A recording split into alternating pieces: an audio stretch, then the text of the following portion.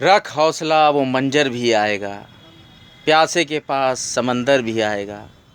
अभी तो नापी है बस मुट्ठी भर ज़मीन, आगे मंजिल भी मिलेगी और मिलने का मज़ा भी आएगा। Welcome on my YouTube channel Comteria.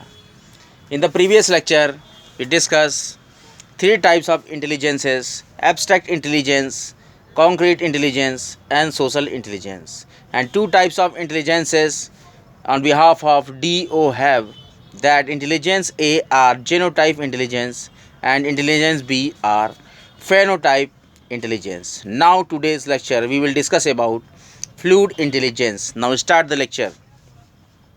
Fluid intelligence ये व्यक्ति की आंतरिक क्षमता होती है। इसके बाद है क्रिस्टलाइज्ड इंटेलिजेंस, ये वातावरणीय कारकों पर आधारित होती है।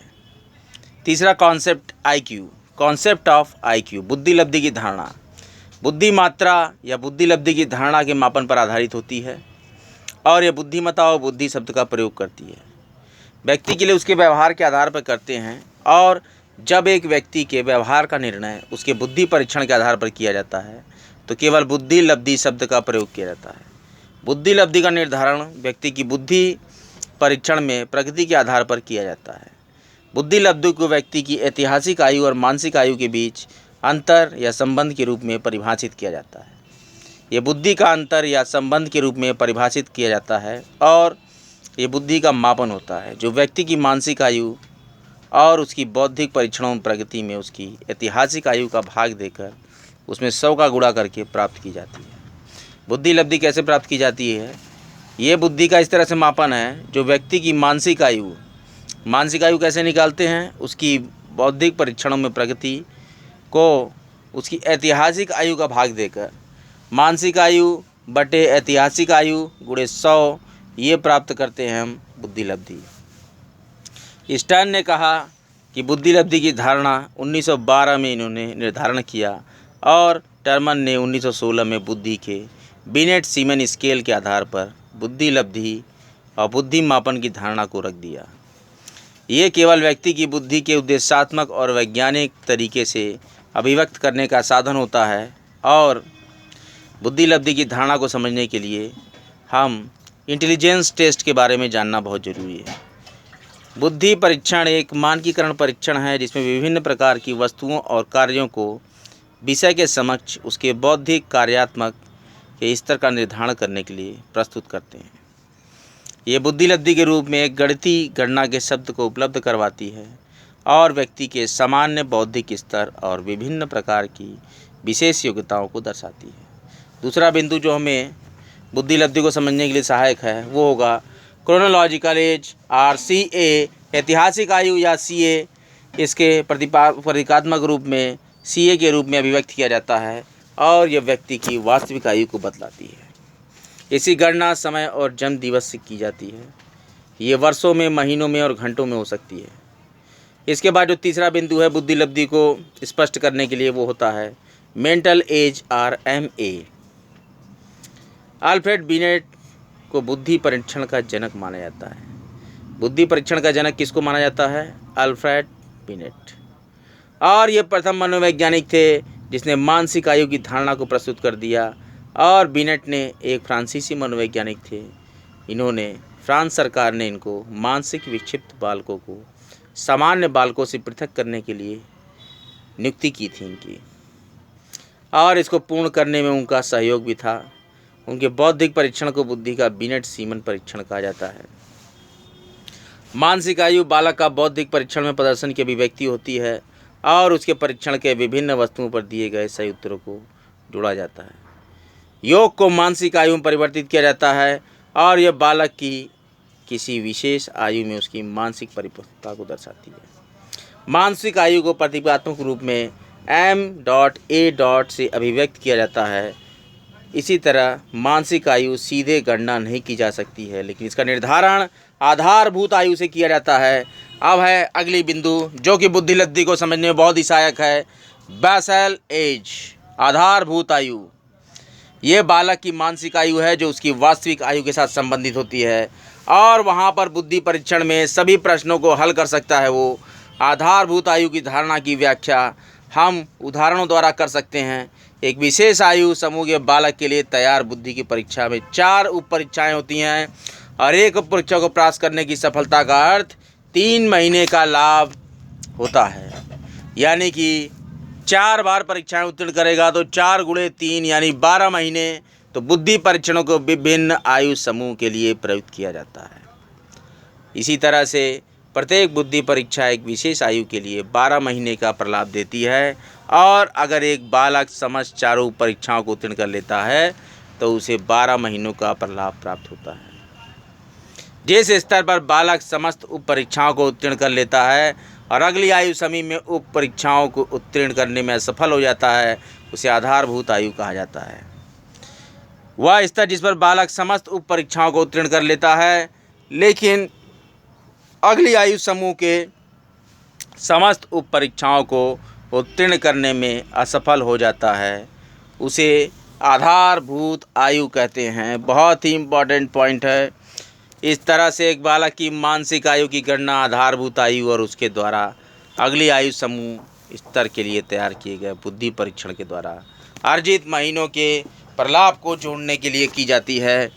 और अगर एक 8 वर्ष की वास्तविक आयु वाला बालक 8 वर्ष की आयु समूह के लिए तैयार बौद्धिक परीक्षण और अगले उच्च आयु समूहों के लिए तैयार किए गए बौद्धिक परीक्षण में निम्नलिखित प्रगति दर्शा सकता है।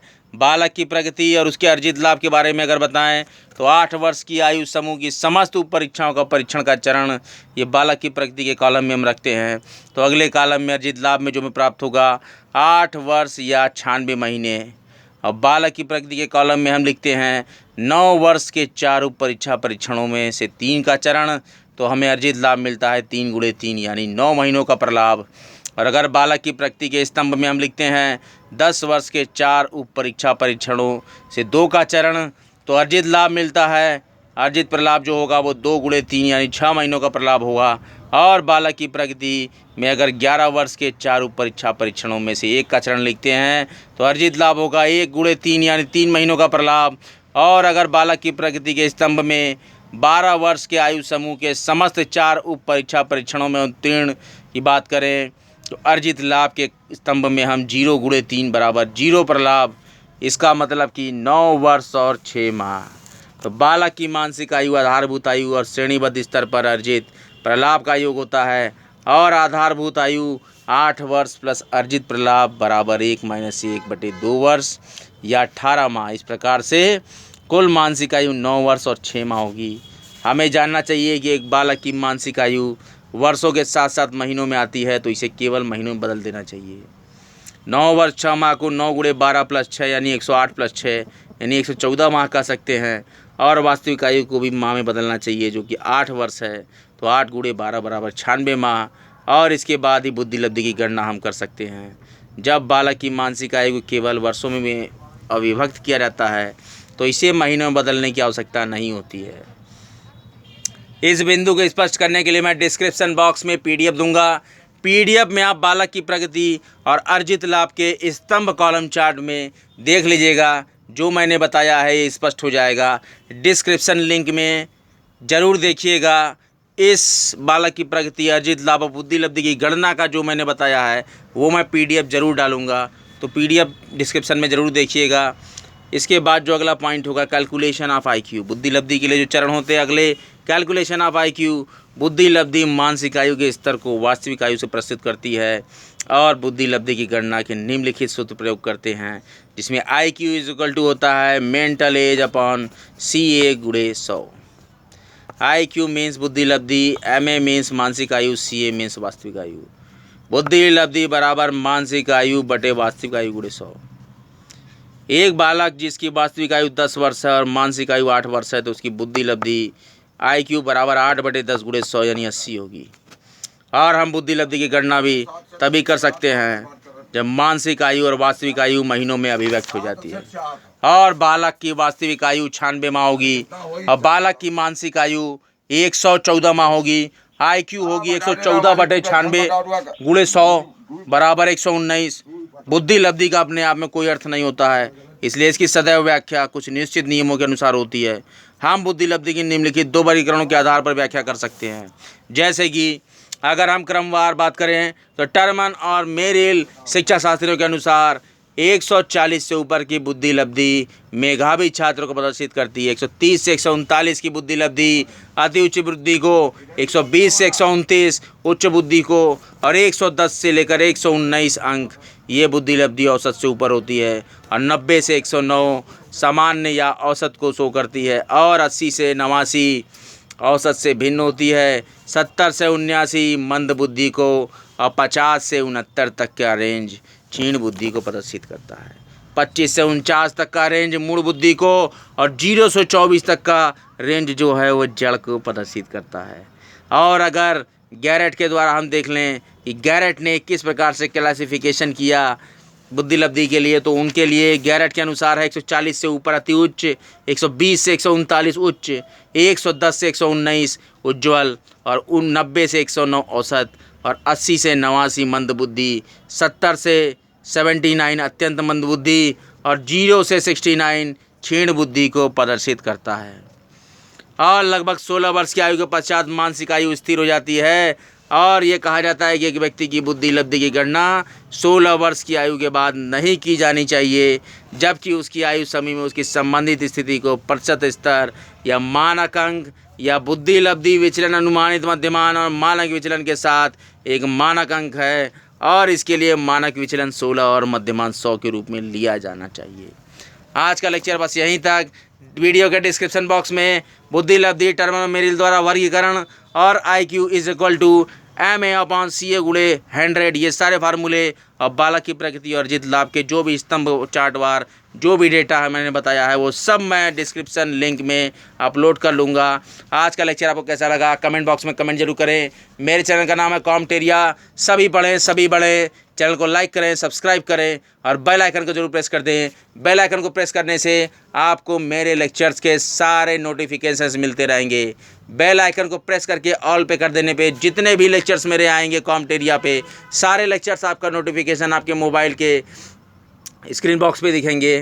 तो मैं इस तरह से अपने आज की वीडियो का अंत करता हूं और मैं अगले लेक्चर में आपको बहुत ही रोचक चीज़ें पढ़ाऊंगा। Educational implications of IQ and section of students to the educational institution and selecting the students to professional institution and selecting the students to various courses of study and the classification of students and identification of the gifted and mental backward children and educational and vocational guidance and homogeneous grouping. Now measurement of general learning readiness and diagnostic values and evaluation of the teacher's instructional strategy and identification of individual differences and determination of optimum level of work and consistency of IQ in the consistency of IQ and then consistency of IQ scores. And now measurement factors, genetic factors, Terman's classification on the basis of IQ. Now the today's lecture is complete. We will meet on next lecture tomorrow. Then